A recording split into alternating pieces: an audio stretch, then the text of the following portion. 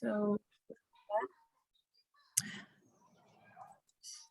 kind of the focus for today will really be the discussion that we're excited to have, and we have some questions that we received from folks as you registered, but we're also going to be inviting you to ask questions just by raising your hand, and then we'll share some updates and save the dates and close out. So always anchoring in our mission, which is that Climate Health Now is a group of California health professionals and health administrators and health folks who advocate for climate action through a health and equity framework. We use community organizing to build the base of climate engaged health, allied health, and healthcare administrator professionals across California to leverage our trusted health voices in support of the climate justice movement in order to protect health and achieve health equity. So that's what we're working on. And for just pulling together today's team, I'll turn it to you. Yeah, can you guys hear me? Welcome everyone, I'm Amanda Milstein. I'm a primary care pediatrician in Richmond and with Ashley, the co-founder of CHN. And it is awesome to see you all here. I'm gonna give a quick shout out. We have a team of people helping with various things today. So Noma is very nicely helping with the chat. Alana is gonna be our norm champion. Jeff is gonna help with notes. And then Ashley is our screen share and our timekeeper. So thank you all. And Alana, do you want to just spend a minute calling out a norm? Sure. Okay, I picked number 6 here, fierce compassion with ourselves and others, which I see as relating to number 1, assume positive intent. Can you guys hear me okay? Okay. And maybe I picked this one, number 6, because I just took a flight to Michigan for a 4-day weekend course, which felt very kind of wasteful and self-indulgent, knowing what a big carbon footprint flights have, and just kind of looked into some alternatives, researched it, and taking any other route other than a flight would have been very costly and extremely time consuming and simply unrealistic. So just a reminder that I'm not the perfect model of what climate activism looks like, and I have to be compassionate with myself on this journey of just, we're all doing our best, and it's a very imperfect process, and the systems that we currently have are somewhat stacked against us, and the effort is kind of, steering the ship slowly but surely.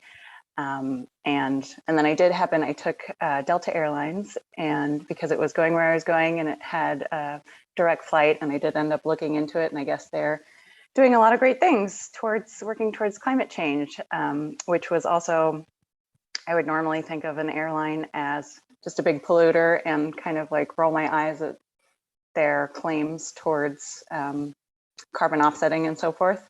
But they're actually doing a lot, and just by making small choices, like picking a better airline, those kinds of things are actually significant. So another example of me being compassionate with others, industries, other individuals, and remembering that that's part of the process, that just kind of, we have to work collaboratively here and assume positive intent, be compassionate, be patient, and forgiving of ourselves and others. Awesome. Thank you, Alana. I feel you on that cognitive dissonance. It's really uncomfortable a lot.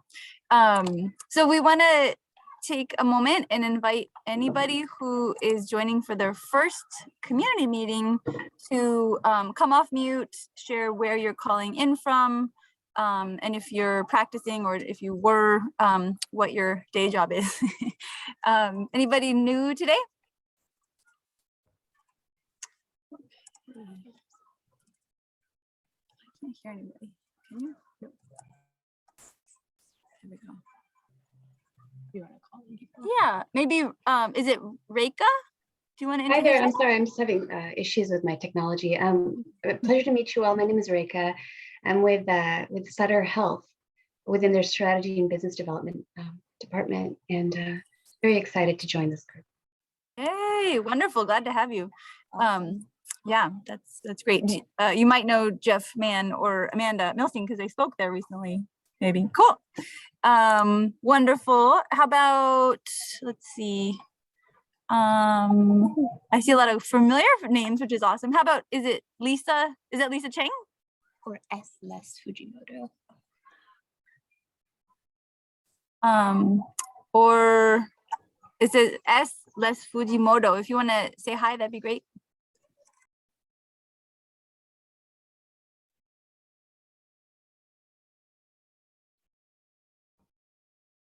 Okay, okay. How about, I saw some other names. Vista we know, which is great. Okay. Anybody else want to introduce yourself if this is your first meeting? Well, I'm glad you all are coming back. So our community is getting stronger, which is great. And if you haven't already done our new member engagement form, Amanda will hopefully pick up that in the chat, and that's helping us to know where our members live, where you work, like where the potential is for connecting you to other Climate Health Now members or other, folks in California working on climate health and equity. So it would be helpful if you could share that or do that form so that we can build our people power. So thank you. And I'm just going to frame kind of today's conversation in the context of last month. So last month, we talked about public narrative and how telling our story, especially as people, but also health professionals, we're trying to learn through community organizing how to tell stories that really resonate with the people who are listening, but we don't just want them to know what we're doing. We want to, touch them in a way that is really personal and inspires them to take action with us, which is not the typical, grand rounds or health kind of medical talk. So what we're trying to really learn together is how to talk about climate and health, but then do so in a way that invites people to join us in making social change by leveraging our trust as health professionals. And so that was the heart part last month. And this framework is from Marshall Gans, if you haven't seen that already. So, but today we're focusing more on the head and kind of the strategy and the knowledge that we need in order to be advocates for climate action in the interest of health and equity. And then of course, the goal is to combine both of these so that we can take action together, which is represented here by the hands. So focusing on that, and then just one other kind of way of framing it is, again, through Marshall Gans's teachings, is the narrative is kind of why we do what we do and the emotional reasons, the values at stake for why we are taking action together. And then the strategy is how we do it, the knowledge to do it, which our panelists today are really experts in, probably the narrative also, but today we're focusing on the head. And again, the goal is to combine those to taking action together in a really impactful way. So I'm going to pass it to Amanda. All right. Excellent. Alrighty. So today we are really honored to be joined by 4 people who have lots of experience and knowledge to share with us. And their bios, if I read all of them, we would be here for like half an hour. So just listening. So I'm going to do a very high level summary of each person who's joining us today. And then we will send this out again. There's links if you want to read more about them online. So we are joined today by Dr. Venise Curry, who is a psychiatrist and a community organizer in the Fresno area who works to create policy and systems change in Fresno County to address health disparities. Dr. Vijay Lamaye, who is a climate and health scientist for NRDC, which is the National Resource Defense Council in their science office. Dr. David Gonzalez, who is an epidemiologist and environmental scientist who's currently working as a President's Postdoctoral Fellow at UC Berkeley, and Dr. Emily Sbiroli, who is a practicing emergency medicine physician in San Diego, and a National Physician Fellow in Climate and Health with the University of Colorado. All righty, so I'm going to start off just with a few questions for everyone that were submitted ahead of time. And thank you to everyone who did submit questions. And then we'll turn it over. For sure, absolutely feel free to raise your hand and unmute to ask a question. You can also put questions in the chat, and Noma, if you can just help me kind of keep an eye on that, that would be excellent. Alrighty, but the first question that we wanted to open with, and we can go around for the four of you in the order that we introduce you. So Dr. Curry, we'll start with you first. We're wondering if you can share from your perspective one or two high yield ways that health professionals in California can channel their advocacy, their energy in compelling equitable climate action. So thank you for the invitation, and thanks. It's nice to be here with all of you.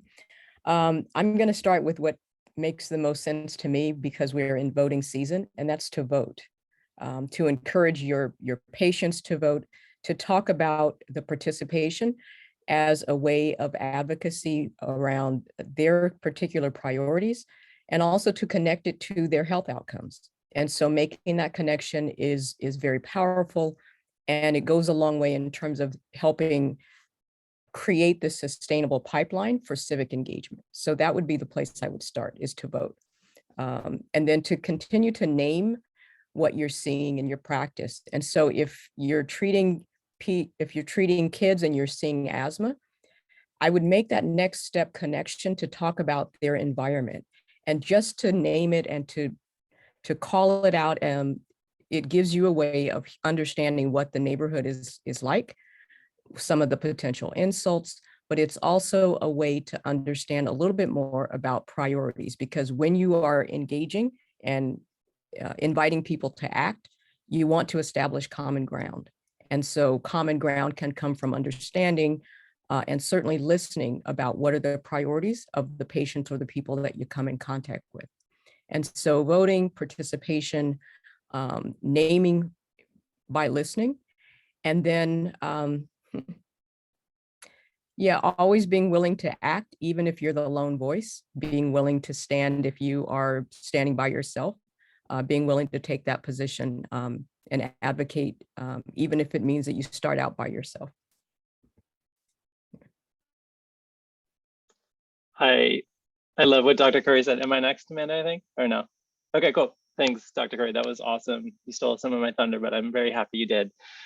Yeah, I couldn't agree more with the naming piece. I think there's a sense out in the public that climate change is still some kind of growing and largely future threat. The science tells us otherwise, that more than a third of excess heat mortality in the last 30 years or so is directly linked to human emissions. So even just keeping up with the overflowing amount of climate health science, as much as we need more of it, there's plenty out there pointing to existing inequitable harms from this problem. And you as physicians know very well that there's very likely additional harms that we just haven't had enough data to point to. So even just a problem like heat or wildfire smoke, California, for example, is a leading monitoring of wildfire smoke in California is kind of furthest along across the entire country. Looking at the campfire effects, for example, in that state has illuminated all sorts of toxic compounds, not regulated by EPA, not part of the Clean Air Act, but people are breathing in, especially during these, heinous historic wildfire events, and all sorts of structures, cars, chemicals incinerated, and eventually ending up in people who are pregnant and ending up in the lungs of all of us. So I think pointing to California's kind of unique position in this fight, and we can get into some of my other work, but I would just also point to the cost burden of all this stuff, right? It's not just public health, but there's a gigantic financial toll to illnesses, injuries, and deaths related to the climate problem. We hear a ton in the news about Joe Manchin not wanting to pony up the money to invest in climate action. And we're hearing much, much less about the tremendous financial stressors imposed by climate-related health harms on individuals, families, insurers, public, private insurers, private businesses, the entire economy, this drag that's kind of invisible, but more and more a big driver of costs. So I'll leave it there for now. Thanks.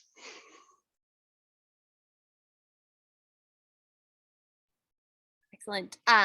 David, Dr. Gonzalez, you want to jump in? Yeah, I mean, I think just to add to the conversation, I would just suggest questioning our assumptions about, I think, about what's safe. I think in a lot of the environmental epidemiology literature and the field in general, we kind of tend to assume that things are safe until proven otherwise. And I don't know why it is, I think, just as reasonable to assume that things that might be reasonably dangerous are dangerous until proven safe.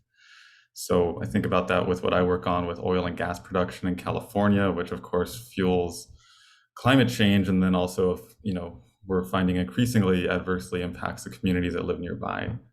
And for over a century, it's been assumed that these are safe to operate adjacent to residences, schools, hospitals. Was that ever reasonable is a question that I think, we can grapple with as a society.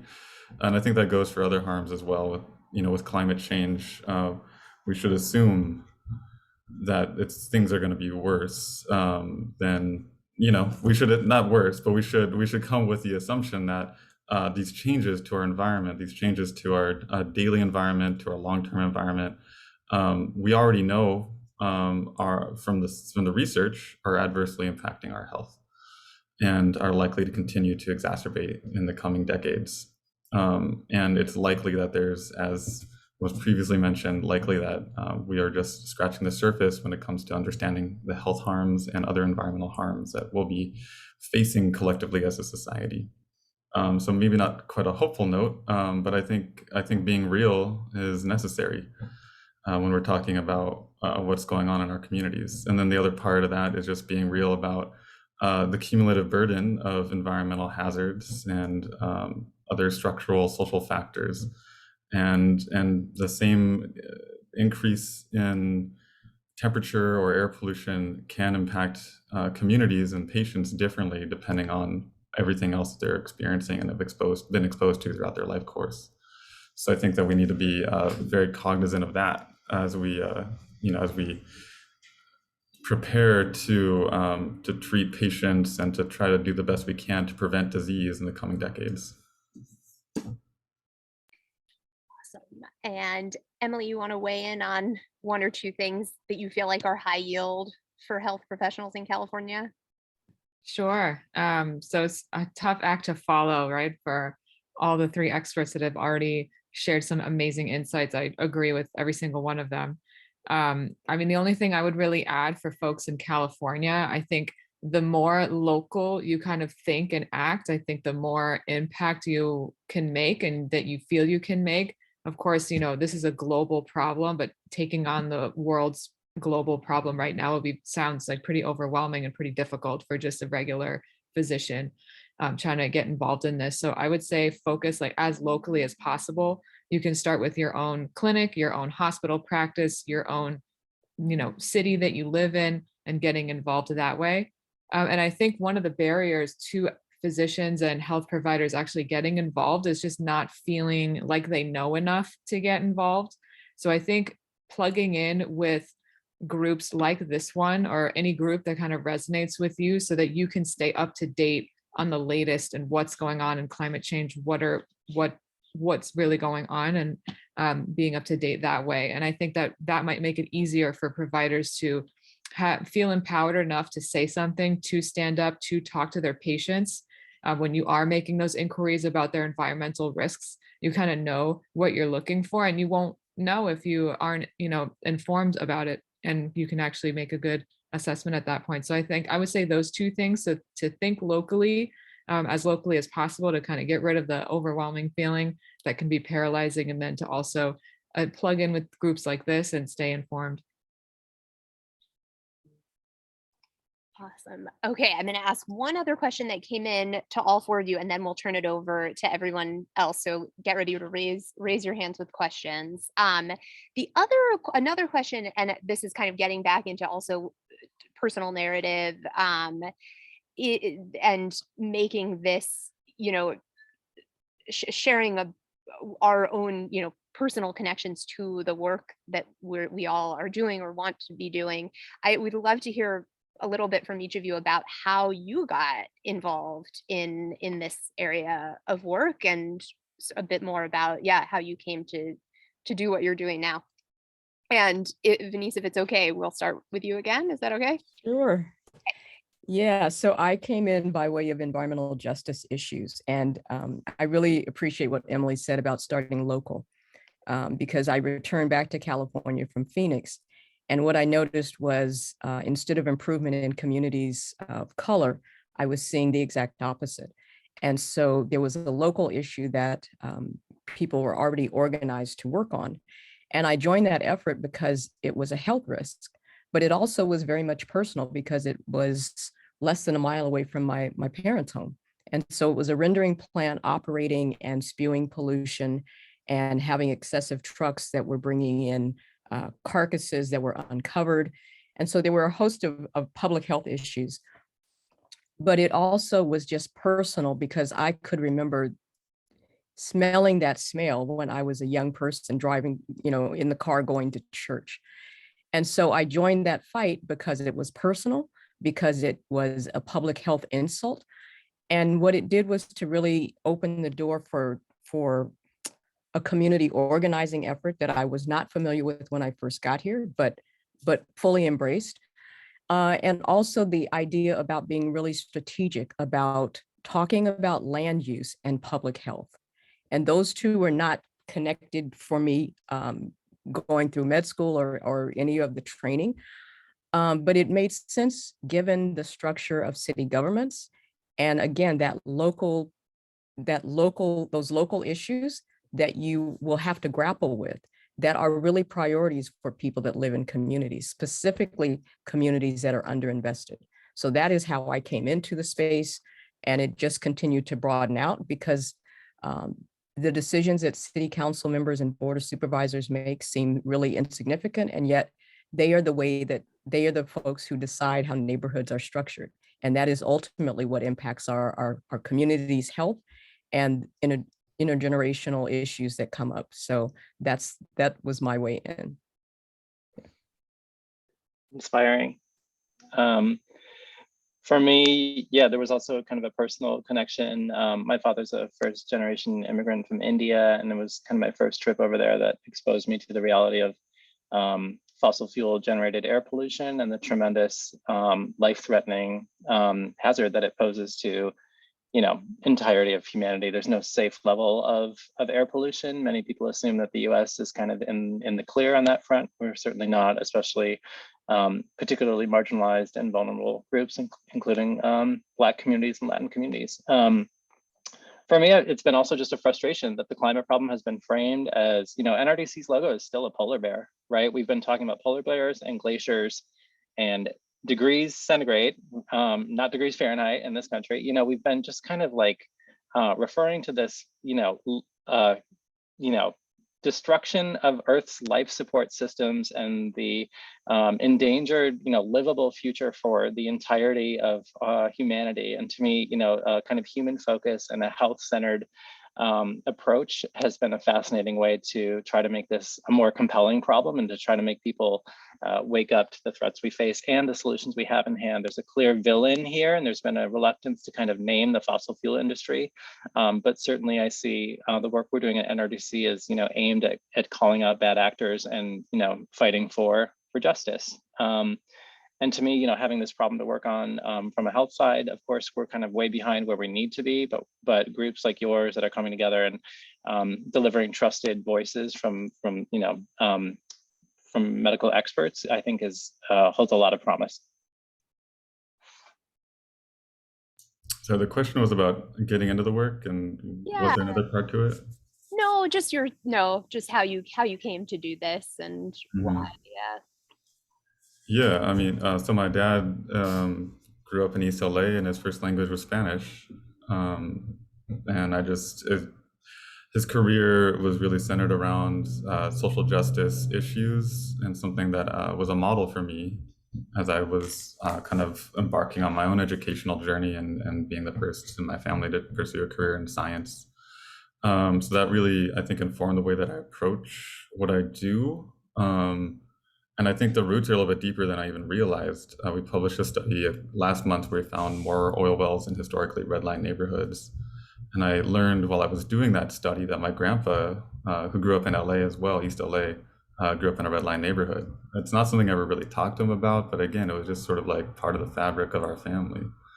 So to me, it's just, I have never really been removed from this. And now I have an opportunity as a postdoctoral researcher and hopefully a professor in the near future to investigate environmental health hazards, particularly those around climate, with an interest in trying to understand how we can protect people that have faced the highest degrees of marginalization and carry the heaviest burden. So yeah, that's how I got into it. I guess the other thing, working on oil and gas production in California, I grew up in a community with an oil refinery just down the road from my middle school. Largest oil spill in the state happened in my hometown. I never questioned it until I became, a professional scientist. And then I was starting to think, like, why, again, what I was saying earlier, why were we just collectively assuming that this was safe, that it was safe to operate these things in communities, and why, obviously these things were in predominantly, low income and where I grew up, Latinx communities. So I think there's reasons for that. I think it's important to understand the reasons that happened, but I think it's also important to be thinking proactively and kind of prospectively about what needs to be done to undo these harms and to make sure that we're keeping these disparities in mind as we go about, population. Again, I work at the population level, so population level interventions to improve health. That's how I got into this, and that's what I'm hoping to continue doing. And Emily, you want to share? Sure. So I would say that I kind of always had an interest just in environmental science in general, just kind of ecosystems, ecology. I majored in environmental science in college. And I think that what kicked me sort of hard into healthcare and kind of climate change and health was just seeing all the waste and just kind of seeing how healthcare delivery is just one of the biggest kind of ironic hypocrisies to me, where we say we are there to first do no harm, and yet here we are just polluting and harming our patients, and so that was, really the bottom line that kind of kicked me into this. I started in a little bit in medical school. I started also mostly in residency, getting involved in the hospital sustainability committee at UC San Diego, where I did my residency, and just kind of blossomed from there. And now I'm finishing my fellowship and as a national physician fellow in climate and health. It's a mouthful, with Colorado University, which was a virtual fellowship, so it's pretty cool. And I, through this fellowship, kind of learned all these other aspects of environmental justice, public health, just kind of everything surrounding this. And so it's been a total whirlwind. But yeah, that's my story and how I got into it. Awesome. Well, thank you all. We have other questions that came in, but I want to open it up to the people who are here. So if anyone, you can raise hands or just unmute and ask questions. And we have more if no one does.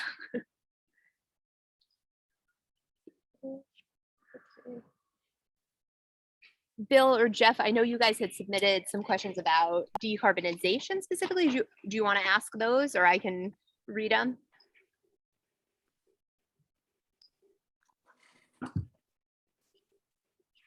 I'd say, why don't you go ahead? Okay, Sure. Okay. So these are specifically about decarbonization. I think a general one is what are the most important areas of focus to help the healthcare system / hospitals to become more sustainable? And anyone certainly could jump in, but Emily, I think we could hear specifically from you too. Sure, yeah. So one of the projects that I got to work on through the fellowship is working with Healthcare Without Harm, which is a really awesome organization, if those of you who haven't heard of it. But this is exactly their focus, is the decarbonization of the healthcare sector, both in the US and globally. And so that's a huge question. How do we decarbonize healthcare? Healthcare is a 24-hour, 7 days a week, 365 days a week. 365, it sounds like it feels like there's 300 days in a week, but full year, operation. So how do we decarbonize this kind of huge, huge, huge system? One of the major, I'm going to put it in the chat right now. One of the major collaborations with Healthcare Without Harm, ARUP, and the WHO is this global roadmap to healthcare decarbonization, where they actually answered this question for us. What are the most evidence-based ways that we can decarbonize? And it's an awesome document. They have like a 7-step protocol for it. It ranges from switching over to clean energy to switching over to sustainable and local food production and resourcing for hospitals, changing clinical practice. It really kind of all starts there. And so it's a great overview for those of you who are interested in these kinds of things. I would say for our purposes as the clinicians, what we need to know is that our clinical decisions drive healthcare delivery. So everything we do, how we interact with our patients, everything we order, and the way we practice totally drives how our healthcare systems are built. And even though it is, yes, it's, there's other players that are in there with stakeholders and insurance companies and all that, at the end of the day, we actually are the drivers of it.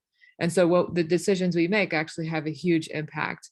And so just kind of being cognizant of our impact can actually make a really big difference just in general. So making sure that you're not ordering unnecessary testing, just engaging in clinical evidence-based medicine is often the most sustainable. So counseling your patients on smoking or any indoor air pollution, like risks, those kinds of things can actually make a huge impact as well. And then just being cognizant again of what we're ordering and what we're doing with our procedures, and knowing that, what unnecessary procedures might be a part of it. So it's a huge it's going to be, obviously, like with everything else, a huge interdisciplinary effort. It's going to take every player kind of at every level, but from the physician's standpoint, we actually have and healthcare providers in general have a huge part in how this can actually go. But there are options out there, and I'm happy to chat with anyone else about it. I find this question of the decarbonization of healthcare particularly interesting. So yeah, that's where I would start, is with the global roadmap to healthcare decarbonization. Do you want to ask if anybody else wants to add to Yeah. question? Does anyone, Jeff, I see your hand is up. Does anyone else want to weigh in on that question first about where to start with healthcare decarbonization? Yeah. I will just add that one of the things that our Climate Health and Equity Fellowship that is doing is having physicians really look at their own discipline and the way that they're practicing. And so there's a really wonderful presentation from one of our fellows from last year who looked at anesthesiology and looked at the gases that they're using, and then put forth resolutions to change the gases and change the process so that they could reduce their own footprint. So just by looking at as you said, what your practices currently are, and recognizing sort of where can you cut back, where can you reduce, where can you make changes, and then being that advocate who really brings it to the attention and then pushes forth with the policy change. Awesome. Venise, I don't know if you're able to share that presentation, but if you can, that would be fabulous. Okay, I will put that in the chat. Awesome. Alrighty, I think, I don't know if I got the order here right. Noma, then Jeff, then Susan, then Brian. Let's go in that order. So Noma, you want to go ahead? Sure, thank you. Emily, I first came to learn about Healthcare Without Harm because of their social media campaign in regards to interviews, like residency interviews, medical school interviews. I was just wondering, like, what has been what progress have you made with that? It makes so much sense from a climate standpoint, and also for students from disadvantaged backgrounds who may not have the resources to be flying all over the country during these interviews. So I'm just curious as to what has been done with that. Yeah, that's a huge, huge project going on. And actually, it's funny you mentioned that. I just met in person Carly Hampshire, who is the founder of that. I just met her last week and got the whole details on what's going on with that. So yeah, it's called Interview Without Harm. Amanda put it in the chat there. It's super awesome. And she is peripherally related to Healthcare Without Harm, so you're not wrong.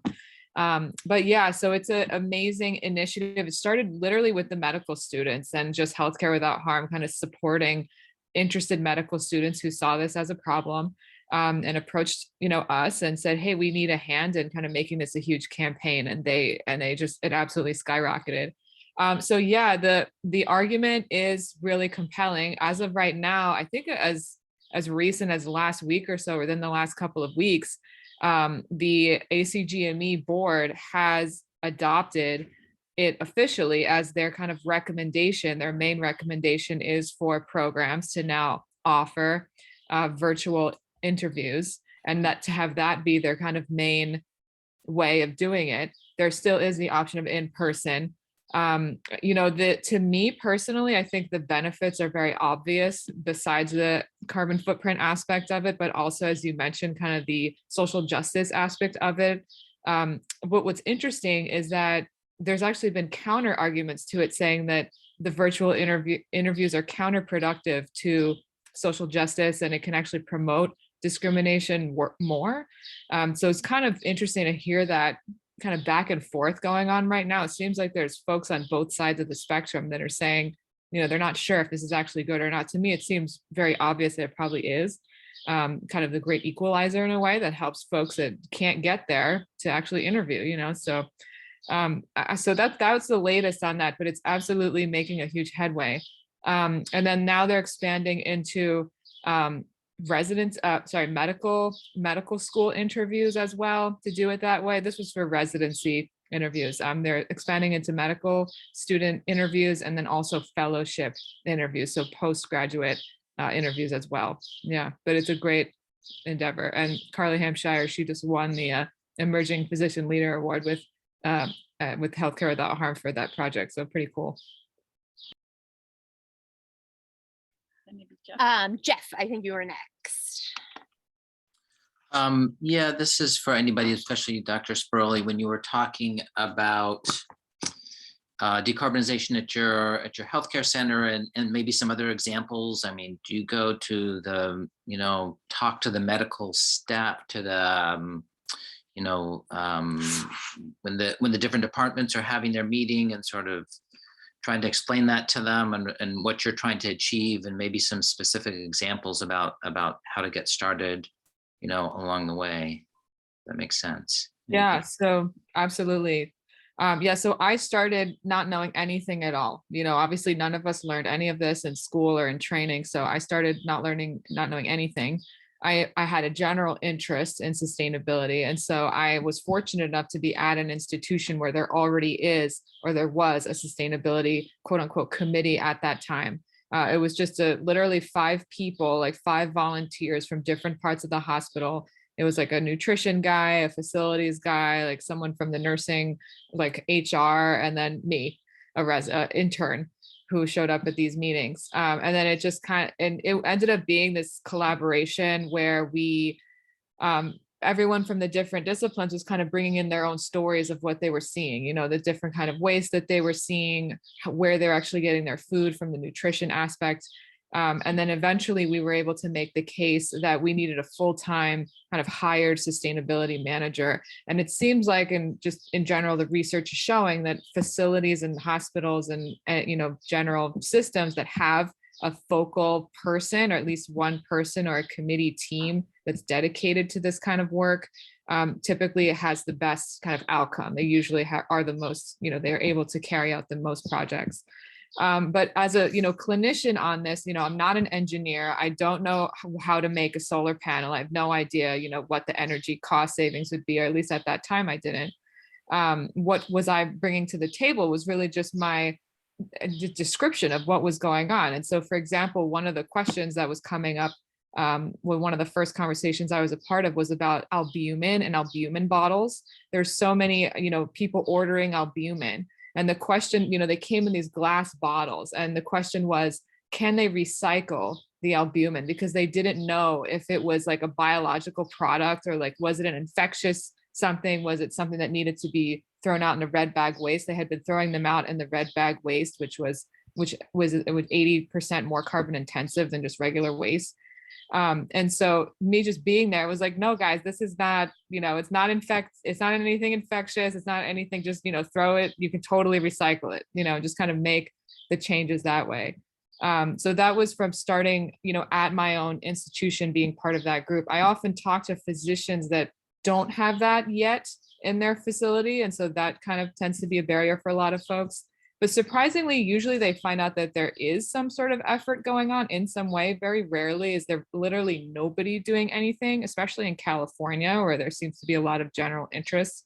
But for those folks, I usually direct them to Practice Green Health and those resources, so that they can actually start to learn about it and kind of make the case, so that when they do talk to their leadership, they're able to have a good, background and have a little bit of clout and support doing it. And I have looked at those sites a bit, and just for that exact example that you were giving of albumin, there must be hundreds of examples like that, and tests that you should or shouldn't offer. And are those, is there a list of those, or is somebody compiling a list, or should we start, so everybody doesn't have to reinvent the wheel, and that once we have made one of these discoveries about how we can help save resources, if there's a list. Interesting. To my knowledge, I don't think there's a very easily accessible central hub where we would definitely, I personally don't know where I would put that, where my experience with that was, and how and where I would share it. I mean, the first thing that comes to mind would be just kind of sharing it with the listserv of Practice Green Health and Healthcare Without Harm, because I think it is very, hospital specific, because my albumin bottles might be glass and yours might be plastic, so it's kind of, I don't know how, I'm not super familiar with that. I'm not, as of right now, I don't know of something off the top of my head. However, I do often recommend an app just for general kind of practice recommendations. It's called Choosing Wisely.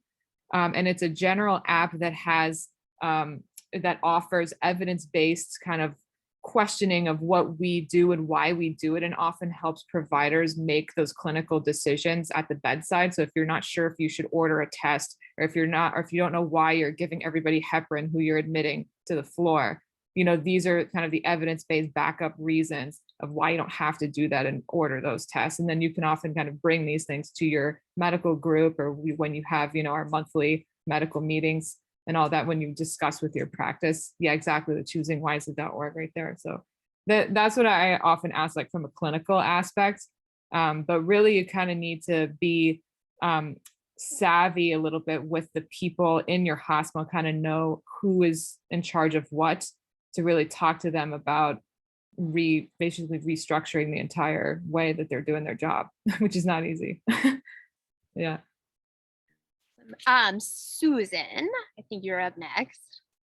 Hi, thank you. I just wanted to speak in terms of the decarbonization and reduction of unnecessary waste. This isn't just an issue for physicians in healthcare, but other disciplines such as nursing. I know from my faculty work that I've done more and more students are interested in figuring out ways they can reduce waste in healthcare settings. So I would also kind of urge that you take a broader look, if you can, and think about multidisciplinary outreach and really creating a culture in the healthcare setting.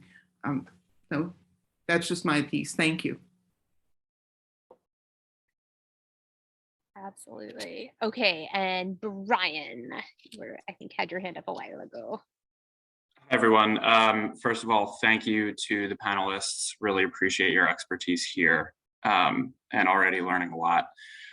So I work in strategy and business development at Kaiser, and I know we have at least one other person in that function here from Sutter. So, and we've talked about climate justice today. I'm wondering from a systemic standpoint, if you have suggestions of how we can incorporate equity into how we respond to climate injustices, whether that be how we build our buildings, what specialty areas we invest maybe more in, where we put our buildings, how we communicate with our communities at large. Other things that I'm missing. I'd just be curious if you have some kind of systemic suggestions for how to incorporate equity into our work.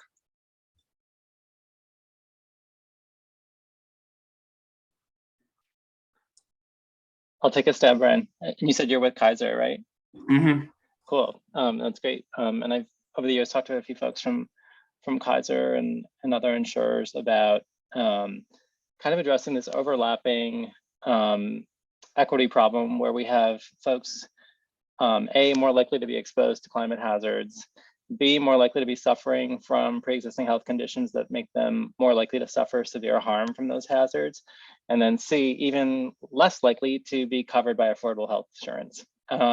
So, we've been thinking about ways in which public and private insurers might start to proactively, even just from like the business side, start to think about adaptation and health protective messaging. Maybe it's about sending everybody a mask in March, right? And warning them about upcoming wildfire season, and, with education about the fact that, fine particles are detected, at extraordinary levels in fire situations, and they pose a very, grave threat to all sorts of people. So, I think we would love to chat with you more about ways in which, rather than just kind of, treating people when they come in, keeping people out of harm's way and directing those efforts towards the places where, Dr. Gonzalez's work and so much else points to these hotspots of, excess risk and excess exposure. Go ahead. That's a really great question. I really appreciate just naming that we need to center equity into the healthcare system. And so I would think about whether or not we are providing access, but also how are we addressing quality. And so what we know is that communities of color, particular folks are not listened to, not responded to. And so even when you have access, but the quality isn't there, you still have poor outcomes. So I think, looking at a community, partnering with a legitimate community-based organization that can actually do real community engagement can give you some really quality input about what the gaps are currently, what the priorities are for that community. And then there's that community benefits piece that could be really expanded in such a way that you could reinvest in the communities that you're currently serving. And again, that would be ideally come from the input of community to say, here's where we see a gap, here's where we need you to weigh in. And so I think hospitals and to me, providers have not been strong advocates for saying to city governments and to other elected officials, here's what makes the most sense economically, but also in a public health way. And so as trusted messengers, we get to stand in that space where we can be advocates for patients, where we can understand the priorities, recognize that overburdening a community with standard stationary polluters is going to be bad for asthma. And we can then look at the asthma rates. We can look at the exposure for pregnant women and look at birth outcomes. And so we have a lot of this data already.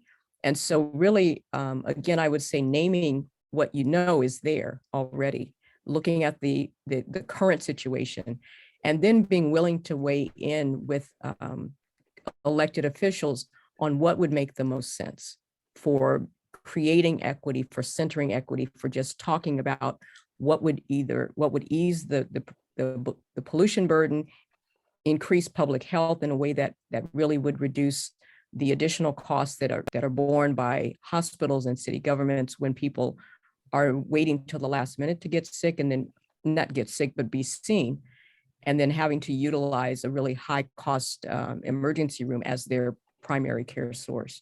So I would say community input is really critical, and just to do some of your own reconnaissance around what does a neighborhood look like, and how can that investment from your institution be utilized in a way that really does call out equity. And that would be hugely beneficial for everyone. So I really appreciate that question. I would also just like to add, I think there's some really urgent and important research questions that can be answered with the data sets that are held at systems like Kaiser, like Sutter, other kind of networks.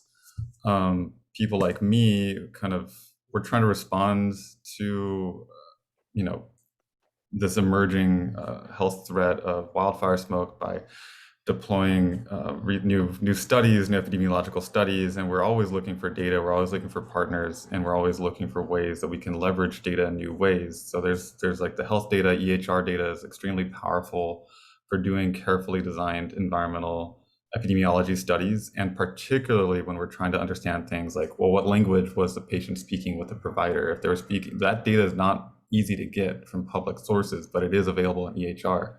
That can help us understand, are there like some disparities? This is something I'm looking at right now with some Sutter data.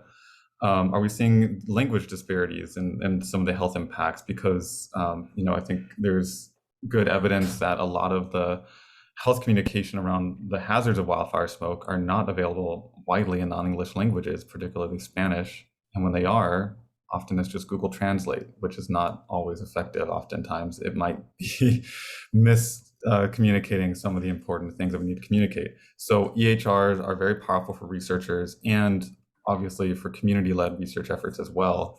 There's some great examples of that, I think, in West Oakland with the West Oakland Environmental Indicators Project, with which I'm a bit involved and would love to be more involved, and emerging environmental data sets. So you might have heard of that, like higher resolution air quality data that's starting to come out from some of my colleagues at Berkeley, to really leverage these data sets to answer important epidemiological questions. Having high quality EHR data is very helpful.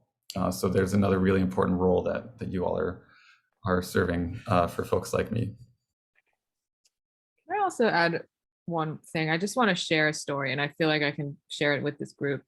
But last week I went to a conference and I kind of gave a talk on health disparities, and I was approached by a gentleman who worked for like a kind of a solar company slash community kind of cooling company. So him and his group had invented this really awesome like outdoor cooling station, so that when there's a heat wave, there'll be cooling stations for people who need to escape the heat, and they're specifically designed to be put in low-income communities and these at-risk communities. And so he approached me and he came to me and he was like, I'm really, kind of bummed because we weren't able to carry out this project. And we kind of went into why that was. And he said that he was working with a specific city. It wasn't in California, it was in somewhere else. And they had all the plans, they were ready to go. They're ready to build these, huge kind of cooling centers in these communities.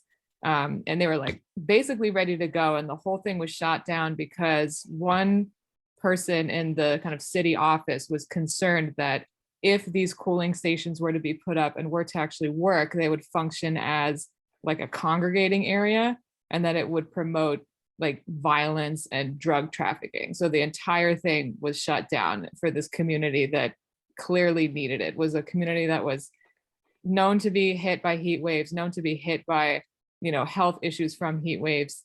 And it just, I just didn't know what to tell him. And he was like, maybe if there were more health people, more clinicians, more people that, interact with the health aspect of this to help kind of bolster this argument, we could have actually had this go through.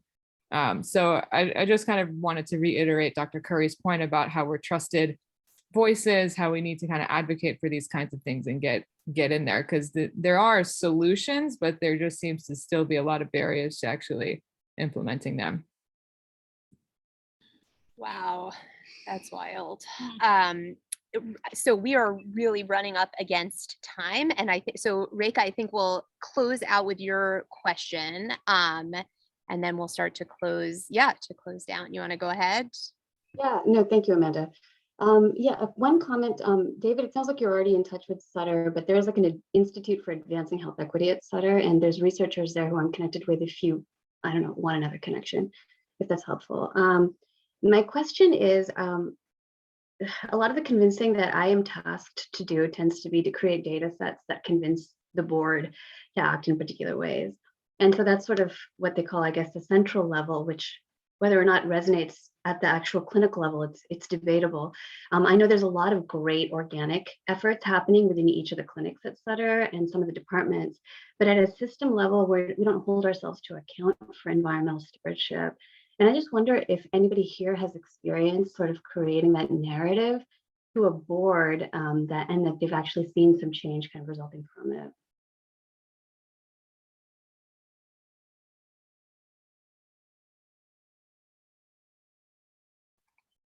Does anyone want to take a stab at that?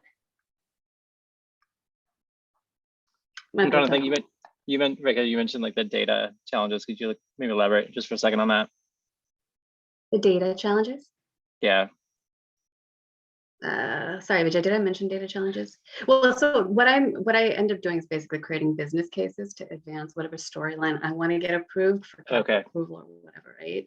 And so that story tends to be framed around data, but we all know that data has limited value. What really moves people is their personal experience. And these boards are not a representative slice of society. They have their own particular experiences. They tend to be extraordinarily wealthy, their donors, et cetera, et cetera. And so to create a case around environmental stewardship, I'm just curious if anyone here has experience kind of creating that case at a board level to support either thinking through like a centralized metric to hold yourselves to account as a system around environmental stewardship, or to consistently bring it into like business planning and capital design plans, because oftentimes at the facility level, we're really lacking in terms of just incorporating some basic thought process for creating a better building, things like that. I would just, the experience I've had with working on infant mortality has given me sort of a blueprint for taking one issue and being able to talk about that issue and show the connections to if infant mortality is the outcome, then build the circle so that people understand what's involved in this outcome. And that for me has opened a way to talk about land use and decisions and climate change and air pollution, and just continue to expand sort of their understanding of how these are connected points. Now, when I first started talking about it, there wasn't that much of an interest, but now I have former city council members using my language and using the rationale that if the outcome is, if we're looking at one particular data point and we can say that there are connections to this outcome and we don't like the outcome, how can we sort of work backward and be much more strategic? And, I often frame it in terms of scope of work. And so when arguing about, police needing psychiatric evaluations, I framed it as that doing counseling is outside of their scope of work, right? And so it's not economical to ask them to do things that they're not trained for. So with this argument around specific issues and how are they connected? A lot of times what I've found is people don't necessarily make the connection until you sort of walk them through the pathway. And so at the board level, whether or not there's some common ground to be found on one particular issue, or if it's an economic argument, it does help to humanize it and make it very simple and repeat it a million times. And just to continue to sort of drill down on the way these things are connected. And so people didn't really think about air pollution and infant mortality here, but we've just hammered it. And now we have people understanding, and now they're the advocates.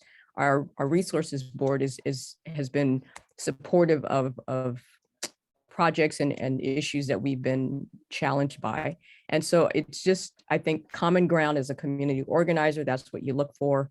And then you make those connections and you just repeat that simple message consistently, but it does have to be something that will resonate with them. And it may not be the economic argument, it may be public health. Thanks. I hope that is helpful.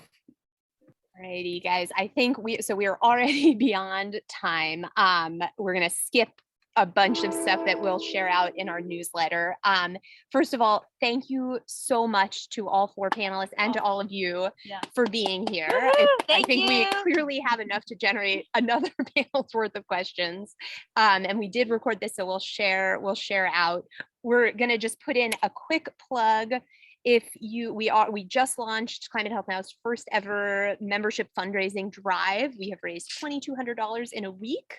This is the first time we've ever done anything like this. We'll put the link in the chat just so you guys have it. And then you want to go forward one slide? Well, they could take, or yeah, you can also take a picture of the QR code. And we'll put the link in the chat. And then in terms of more members joining, you can get our Join Us membership request form on our website. We are looking to link arms with any health professional, student, healthcare administrator in California. As Susan said, this is not about just physicians. This is about all health people activating and pushing in the right direction.